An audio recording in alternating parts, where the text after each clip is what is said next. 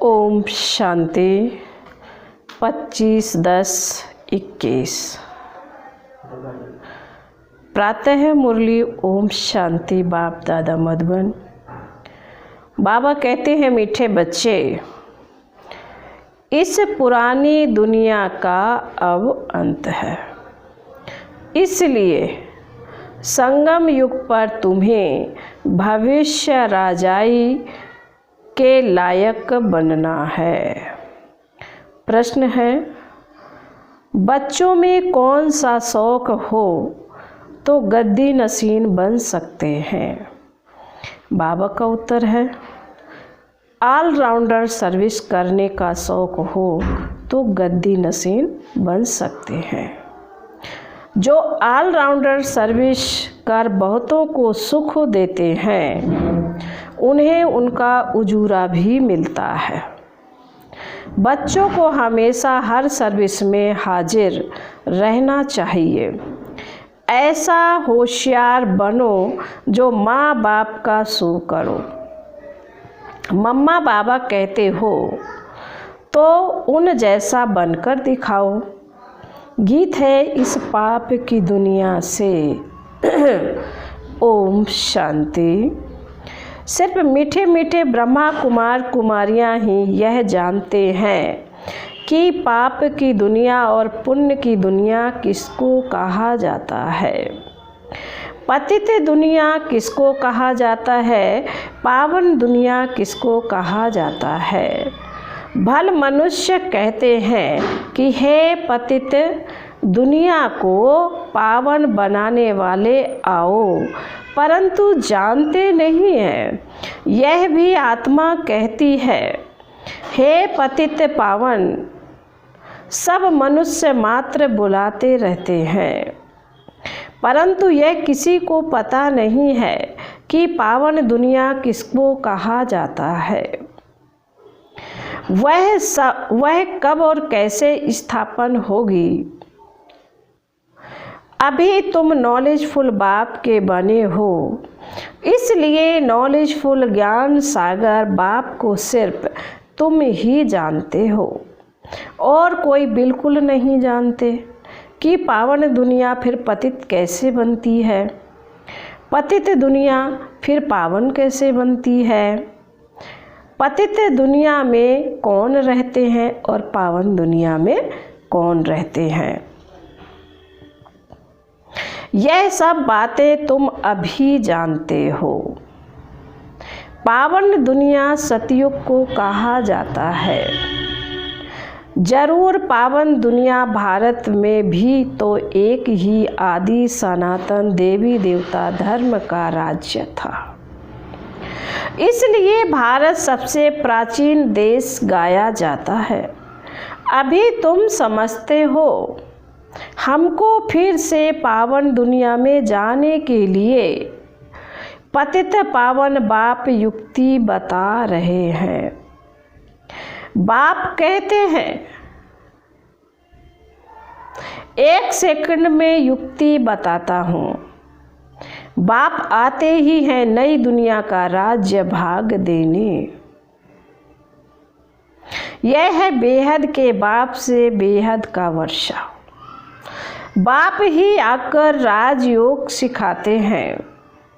हम राजयोग सीख रहे हैं।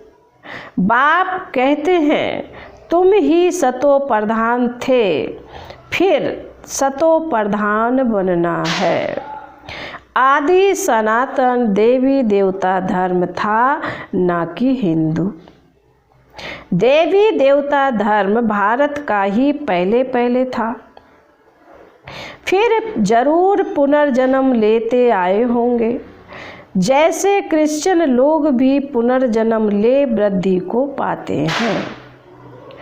बौद्धियों का धर्म स्थापन करने वाला बुद्ध हो, वह हो गया धर्म स्थापक। बाबा कहते हैं, बौद्धियों का धर्म स्थापक करने वाला बुद्ध, वह हो गया धर्म स्थापक। एक बुद्ध से कितने ढेर बौद्धि निकले।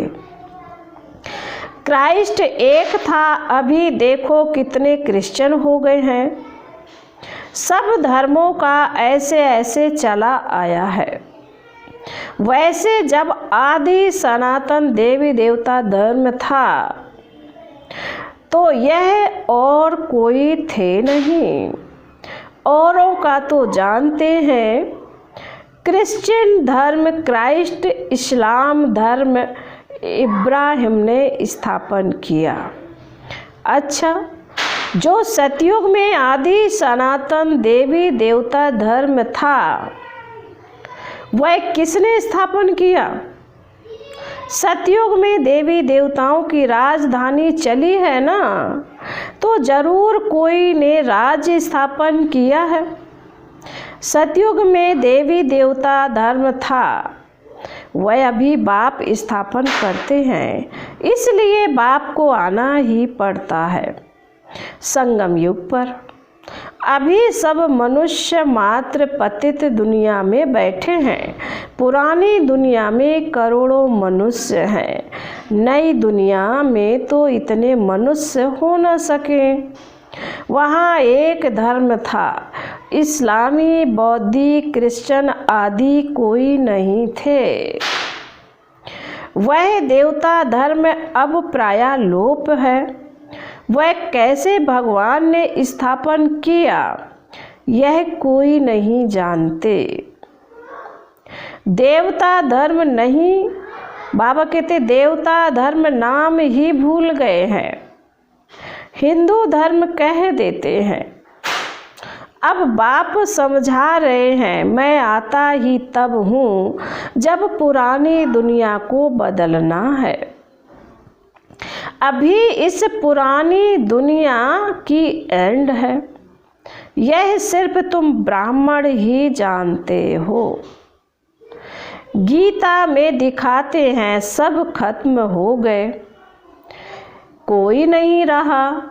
5 पांडव बचे, वह भी पहाड़ों पर गल मरे, परंतु ऐसा कोई होता नहीं। यह तो बाप स्थापन करते हैं, प्रलय अथवा जलमई तो होती नहीं। बाबा को पुकारते हैं, हे पतित पावन आओ, हमारे दुख हरो, सुख दो, क्योंकि अभी रावण राज्य है। राम राज्य चाहते हैं तो जरूर रावण राज्य है ना। बाप समझाते हैं, अभी राम राज्य की स्थापना, रावण राज्य का विनाश हो जाता है। मैं जो युक्ति सिखलाता हूँ, जो सीखते हैं वही जाकर नई दुनिया में राज्य करते हैं। यह ज्ञान वहाँ कुछ भी रहेगा नहीं। बाबा कहते हैं यह ज्ञान वहाँ कुछ भी रहेगा नहीं। अब तुम्हारी बुद्धि में सारी नॉलेज है। सर्विस एवल बच्चों की बुद्धि में सारा ज्ञान टपकता रहता है। जरूर सतयुग में पहले पहले देवी देवता धर्म वाले थे, यह भी तुम जानते हो। बाप पहले पहले ब्राह्मणों को ही रचते हैं, प्रजापिता ब्रह्मा द्वारा। यह ज्ञान यज्ञ है ना, तो जरूर ब्राह्मण संप्रदाय ही चाहिए। ब्राह्मण संप्रदाय जरूर संगम पर ही होंगे। आसुरी संप्रदाय है कलयुग में, देवी संप्रदाय है सतयुग में, तो जरूर संगम पर ही स्थापना होगी दैवी संप्रदाय की। जब बाजोली खेलते हैं तो पांव और चोटी मिलते हैं। तुम ब्राह्मण हो, फिर याद आता है विराट रूप का चित्र भी जरूरी है। इसकी समझानी बड़ी अच्छी है। कहते भी है बाबा हम आपके 6 मास के बच्चे हैं, 4 दिन के बच्चे हैं, कोई कहते हम 1 दिन का बच्चा हूँ, अर्थात आज ही बाबा का बना हूँ, मुख वंशावली बना हूँ। जो जीते जी बाप के बनते हैं तो कहते हैं बाबा हम आपके हैं। छोटा बच्चा तो कह न सके, यह ज्ञान है बड़ों के लिए। कहते हैं बाबा हम आपका छोटा बच्चा हूँ। छोटे बच्चों को चित्रों पर समझाना सहज है। दिन प्रतिदिन समझाने विस्तार को पाती रहती है। यह चित्रों की युक्ति ड्रामा प्लान अनुसार 5000 वर्ष पहले मुआफिक निकली है। इसमें यह कोई प्रश्न नहीं उठा सकता कि शुरू में क्यों नहीं निकली, अभी क्यों। ड्रामा अनुसार जो युक्ति जब निकलनी होगी तब निकलेगी। स्कूल में पढ़ाई के नंबरवार दर्जे होते हैं, ऐसे थोड़े ही पहले से ही बड़ा इम्तहान पास कर लेंगे। पहले सिर्फ अल्फ बे पढ़ाया जाता है ना। यह तो बाप का बच्चा बनने से ही बाप स्वर्ग की बादशाही देते हैं। बाप को बाप कहने बाद फिर निश्चय टूटता थोड़े ही है। यहाँ तो बाबा बाबा कहते निश्चय टूट जाता है। तुम जानते हो यह तो बेहद का बाप है। श्रीमत पर चलना है बाप कहते हैं, और सभी बातें छोड़ मुझे याद करो और वर्षे को याद करो। चलते फिरते यह याद रहने से खुशी भी रहेगी, परंतु यह याद ठहरती क्यों नहीं। बाबा कहते परंतु यह याद ठहरती क्यों नहीं है। तुम्हारी तो गारंटी है बाबा हम आपके बनेंगे तो हमारा कोई से ममत्व तो नहीं रहेगा। हम आपकी मत पर ही चलूँगा। बाबा भी कहते हैं श्रीमत पर ना चलने से भूलें होती रहेंगी। श्रीमत पर चलने से खुशी का पारा चढ़ेगा। आत्मा को अतीन्द्रिय सुख मिलता है तो कितनी खुशी होती है। आत्मा जानती है परम पिता परमात्मा ने हमको राज्य भाग दिया था, जो 84 जन्म लेते लेते गवा दिया है, फिर बाद दे रहे हैं, फिर बाप दे रहे हैं। बाबा कहते हैं परम पिता परमात्मा ने हमको राज्य भाग दिया था, जो 84 जन्म लेते लेते गवा दिया है, फिर बाप दे रहे हैं, तो अपार खुशी होनी चाहिए। अंदर की खुशी भी दिखाई पड़ती है ना। इस लक्ष्मी नारायण के चेहरे से दिखाई पड़ता है। बाल अज्ञान काल में कोई बहुत अच्छे खुशी में होते हैं, बातचीत करने में भी अच्छे होते हैं। मनुष्य सृष्टि में सबसे ऊंच पोजीशन किसका है। यूँ तो सबसे ऊंचा है शिव परमात्मा, जिसको सब फादर कहकर पुकारते हैं, परंतु उसके ऑक्यूपेशन को जानते नहीं।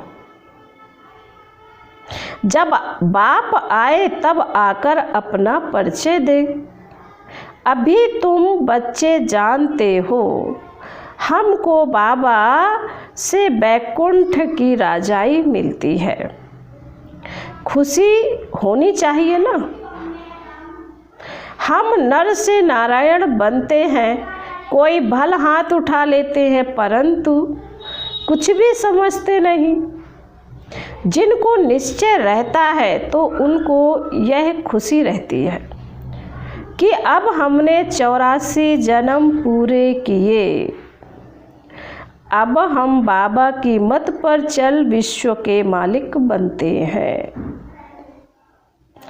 इस पढ़ाई का नशा कितना होना चाहिए। प्रेसिडेंट, गवर्नर आदि को नशा तो है ना। बड़े बड़े आदमी आते हैं, उनसे मिलने बिगर पोजीशन को जाने कब कोई से मिल ना सके। बाबा भी कब मिलते नहीं हैं, बाबा की पोजीशन को सिर्फ तुम बच्चे ही जानते हो, सो भी नंबर बार पुरुषार्थ अनुसार जानते हो। भल ब्रह्मा कुमार कहलाते हैं, परंतु बुद्धि में यह नहीं रहता कि हम सिर्फ बाबा की संतान हैं, उनसे हम स्वर्ग का वर्षा ले रहे हैं। ना बाप को ना वर्षे को याद कर सकते हैं, याद रहे तो अपार बाबा कहते याद रहे तो अंदर की खुशी भी रहे ना। जैसे कन्या की शादी कराते हैं तो उनको गुप्त दान दिया जाता है, पेटी बंद कर चाबी हाथ में दे देते हैं। तुम नए संगम सतयुगी विश्व का उद्धार करते हो, स्वर्ग में भी तुम जाएंगे, बाबा तुमको लायक बनाते हैं। भगत तो स्वर्ग में जाने लायक बन न सके, बाबा कहते भगत तो स्वर्ग में जाने लायक बन न सके जब तक बाबा ज्ञान ना दें, पवित्र ना बने, इसलिए नारद का मिसाल है। भल भगत तो अच्छे अच्छे बहुत है, परंतु आत्मा तो पतित है ना। जन्म जन्मांतर वह पतित बनते आए हैं, जब तक बाप ना मिले तब तक स्वर्ग में जा ना सके। तुमको बाप ने ब्रह्मा द्वारा एडॉप्ट किया है, जो तुम जाकर नई दुनिया में राज्य करेंगे। दूसरे कोई राजाई स्थापन करते नहीं हैं, ना किसी की मालूम है, बाबा कह रहे ना किसी को मालूम है। बाप ही संगम पर आकर भविष्य 21 जन्मों की राजाई स्थापन कर रहे हैं। बरोबर 5000 वर्ष पहले भगवान आया था, गीता का ज्ञान सुनाया था, जिससे मनुष्य से देवता बने थे। गीता है ही आदि सनातन देवी देवता धर्म का शास्त्र। सतयुग में तो कोई शास्त्र आदि होते नहीं। बाप कहते हैं मैं संगम युग पर ही आता हूँ, फिर से आकर सृष्टि के आदि मध्य अंत का ज्ञान सुनाता हूँ। वही देवी देवता बनते हैं, फिर 84 का चक्कर लगाकर जब अंत में आते हैं तो उन्हों को ही आकर फिर समझाता हूँ। बीच में कभी भी मैं आता ही नहीं हूँ। ऐसा थोड़े ही कि क्राइस्ट कोई बीच में आ जाएगा, और जो भी धर्म स्थापन करते हैं वह इस दुनिया के लिए मैं आता ही हूँ, संगम पर नई दुनिया स्थापन करने। क्राइस्ट की आत्मा आकर प्रवेश कर अपना धर्म स्थापन करती है। यह बाप तो राजाई स्थापन करते हैं। यह किसी को पता नहीं है कि यह लक्ष्मी नारायण की राजाई कब और किसने स्थापन की। यह जो लक्ष्मी नारायण के मंदिर आदि बनाते हैं उन्हों से पूछना चाहिए। तुम सभा में भी पूछ सकते हो, बाबा कहते तुम सभा में भी पूछ सकते हो। यह राज्य तुम्हारी बुद्धि में है। बाबा ब्रह्मा द्वारा स्थापना करते हैं, कल्प कल्प और कोई जान ना सके। इसलिए बाबा कहते अक्षर भी है, परंतु यथार्थ रीति किसी की बुद्धि में बैठता नहीं है। कोई कोई बच्चों पर ग्रहचारी भी बैठ जाती है। देह अभिमान है पहले नंबर की ग्रहचारी। बाबा कहते देह अभिमान है पहले नंबर की ग्रहचारी। बाप कहते हैं बच्चे देही अभिमानी भव, यह लक्ष्मी नारायण का चित्र और सीढ़ी का चित्र समझाने के लिए बड़ी अच्छी चीज है। बहुतों का इससे कल्याण हो सकता है, परंतु ड्रामा में शायद देरी है, इसलिए विघ्न पड़ते हैं। राजधानी स्थापन होने में बाप खुद कहते हैं बहुत विघ्न पड़ते हैं। माया बड़ी समर्थ है, मेरे बच्चों को झट नाक से कान से पकड़ लेती है। इसको कहा जाता है राहु की ग्रहचारी। भारत में खास इस समय विकारों रूपी राहु की पूरी ग्रहचारी बैठी हुई है। तुम सेकंड में सिद्ध कर सकते हो कि यही भारत पावन हीरे जैसा था, अब विकारी कौड़ी मिसल बन पड़ा है, फिर हीरे जैसा बनना है। कहानी सारी भारत की है, बाप आकर हीरे जैसा बनाते हैं, फिर भी कितने प्रकार के विघ्न पड़ते हैं। देह अभिमान का तो बड़ा भारी विघ्न पड़ता है। लक्ष्मी नारायण के चित्र पर भी किसी को समझाना बड़ा सहज है। बच्चों को सर्विस का बहुत शौक होना चाहिए। सर्विस भी बहुत किस्म की है।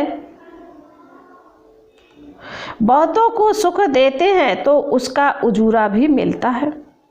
कोई ऑलराउंडर हड्डी सर्विस करते हैं। खुशी रहनी चाहिए, हमको ऑलराउंडर बनना है। बाबा हम सर्विस में हाजिर हैं। अच्छे अच्छे बच्चे रूहानी सर्विस करने वाले खाना अपने हाथ से पकाते हैं। तुमको मालूम है कि बच्चे भी इतने होशियार हो जाते हैं जो गद्दी ले लेते हैं। बाबा कहते बच्चे इतने होशियार हो जाते हैं जो गद्दी ले लेते हैं। यहाँ तो घर संभालने वाली माताएं हैं। अब माताओं कुमारियों को इस सर्विस में खड़ा हो जाना चाहिए। मम्मा जैसी सर्विस कर दिखानी चाहिए, सो करना चाहिए। बाकी सिर्फ मम्मा मम्मा कहने से क्या फ़ायदा, उन जैसा बनना चाहिए। अच्छा, बाबा कहते हैं फिर मीठे मीठे सिकील दे बच्चों प्रति माता पिता बाप दादा का याद प्यार और गुड मॉर्निंग। रूहानी बाप की रूहानी बच्चों को नमस्ते। हम रूहानी बच्चों की रूहानी बाप दादा को याद प्यार गुड मॉर्निंग और नमस्ते। ओम शांति ओम शांति ओम शांति। धारणा के लिए मुख्य सार बाबा कहते हैं नंबर 1, देह अभिमान की ग्रहचारी ही यज्ञ में विघ्न रूप बनती है, इसलिए जितना हो सके देही अभिमानी बनने का पुरुषार्थ करना है। नंबर 2, अपनी पढ़ाई और सतयुगी पद के पोजीशन की खुशी व नशे में रहना है। श्रीमत पर चलना है, कोई भी भूल नहीं करनी है।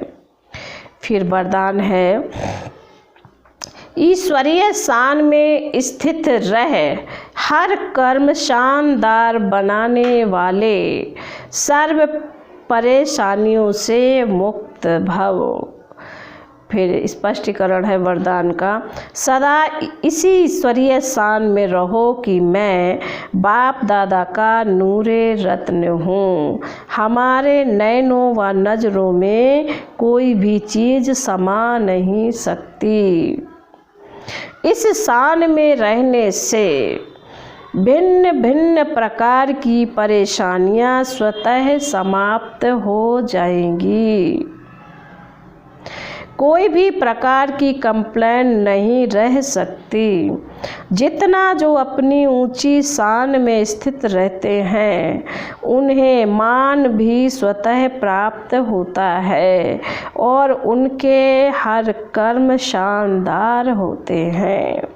स्लोगन है, ट्रस्टी वह है जो अपना सब कुछ बाप हवाले कर दे।